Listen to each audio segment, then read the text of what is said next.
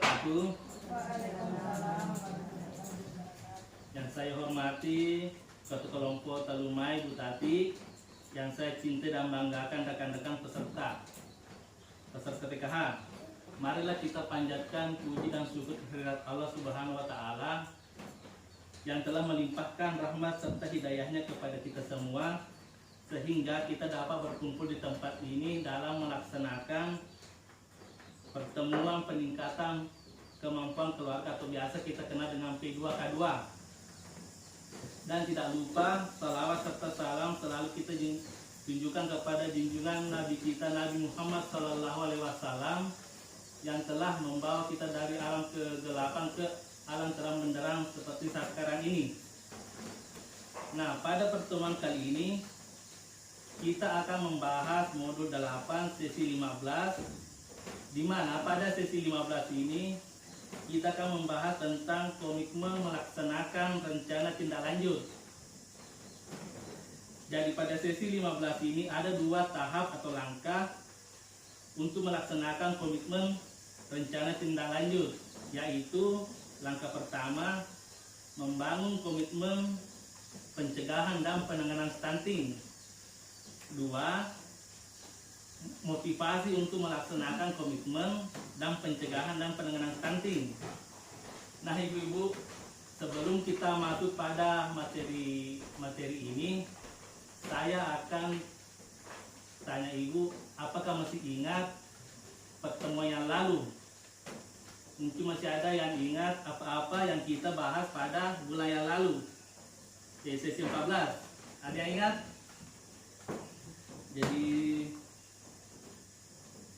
Jadi saya minta sama Bu Uni, mungkin masih ingat apa yang dibahas pada bulan lalu. Pelayanan penanganan anak stunting. Ya, terima kasih. Bu Dewi. Praktek pengaduan pelayanan. Ya, terima kasih. Jadi terima kasih Bu atas jawabannya. Di betul sekali. Jadi pada bulan yang lalu kita membahas sesi 14 tentang mendukung keluarga mengakses layanan untuk penanganan anak stunting. Jadi jika ada anak stunting, kita bisa mendatangi lembaga-lembaga seperti lembaga-lembaga pelayanan seperti pertama Puskesmas, kedua Posyandu, ketiga Dinas Sosial, keempat Warung, kelima juga Balai Rehabilitasi Sosial Anak. Jadi Bu, ajen reket tejokas ku anu de sambro de. Jadi kita di sini kalau anak stunting itu sudah ada tempat pelayanannya, itu tadi seperti Puskesmas, Posyandu, Dinas Sosial. Mungkin itu yang sering kita dengar.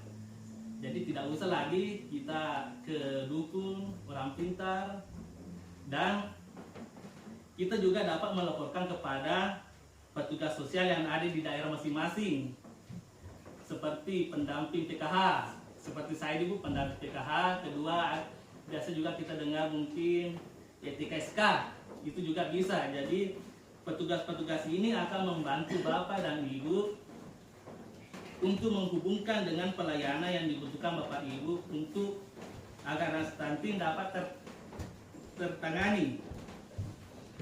Nah, jadi itulah tadi, kalau seandainya di sekitar ibu atau keluarga atau anak kita ada yang anak stunting, kita bisa memberikan informasi kepada saya. Nanti saya bisa membantu ibu menuju ke tempat pelayanan penanganan anak stunting seperti tadi itu yang saya sebutkan, Puskesmas, Posyandu, dan bisa juga Dinas Sosial.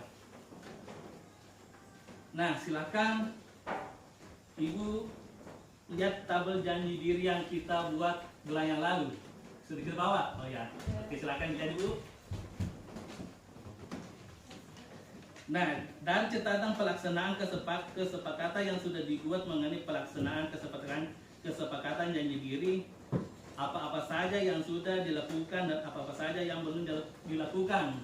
Jadi saya akan tanya satu persatu, tapi karena waktunya singkat, jadi mungkin hanya bisa mewakili 2 orang nih karena waktunya.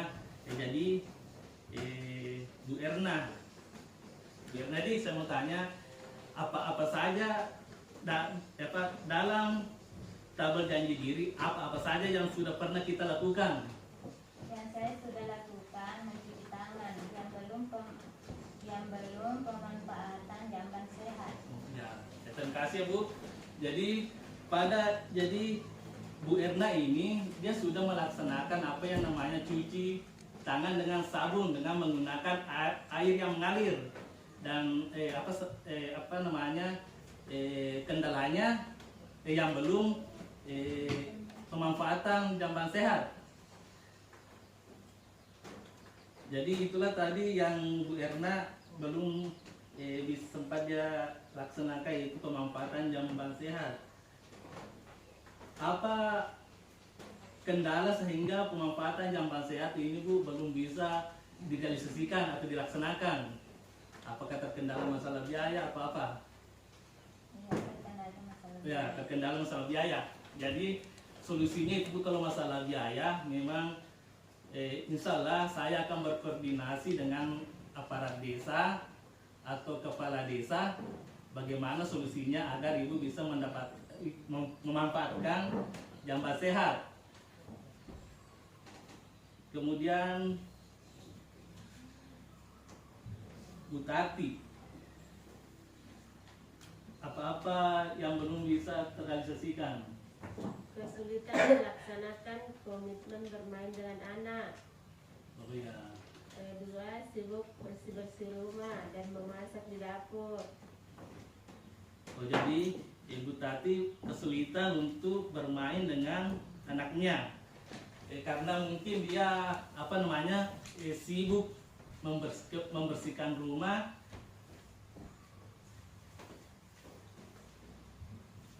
dan memasak di dapur. Jadi mungkin Bu itu bisa di anaknya bisa diajak bermain di dapur.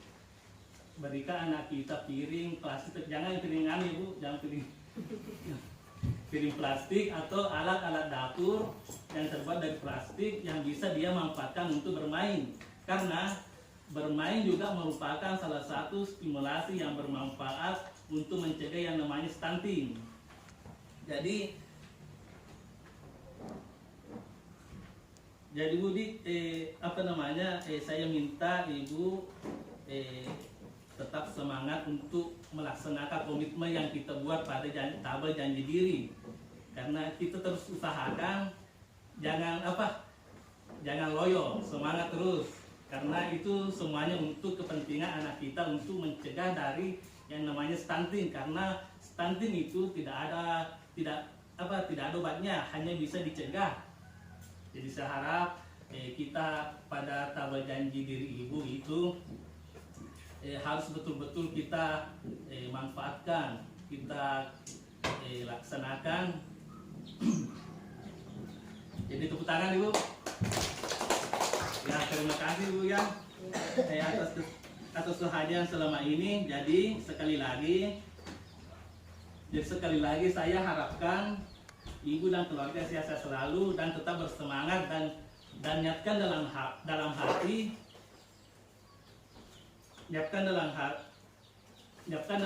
untuk terus berkomitmen melaksanakan tabel janji diri yang pernah kita buat. Dan demikian mulai dari hari ini didik dan ajarlah anak kita dengan baik supaya mereka bisa terhindar dari apa yang namanya stunting dan mereka bisa meraih masa depan yang mereka inginkan. Dan tugas kita sebagai orang tua adalah membantu mereka untuk berbuat sesuatu akan masa depan itu. Jadi Budi terus seminta terus itu tabel janji dirinya terus dilaksanakan. Kalau masih sulit untuk melaksanakan sedikit demi sedikit, nanti kalau sudah terbiasa insya Allah akan lebih gampang. Seperti cuci tangan, mungkin cuci tangan tidak terbiasa, tapi kalau kita biasakan insya Allah setiap kita kerja atau apapun yang pernah kita lakukan, cuci tangan dengan sabun dengan menggunakan air yang mengalir. Nah, karena keterbatasan waktu, demikianlah beberapa hal yang bisa saya sampaikan. Sebelumnya saya mohon maaf atas segala apabila ada penyampaian tadi yang mungkin ada kesalahan kata atau beberapa pernyataan yang menyinggung ibu, jadi saya minta maaf. Sekira untuk hari ini, insya Allah tahap langkah berikutnya bulan depan kita lanjutkan. Jadi untuk hari ini saya anggap selesai. Lebih dan kurangnya mohon dimaafkan. Assalamualaikum warahmatullahi wabarakatuh. Waalaikumsalam warahmatullahi wabarakatuh.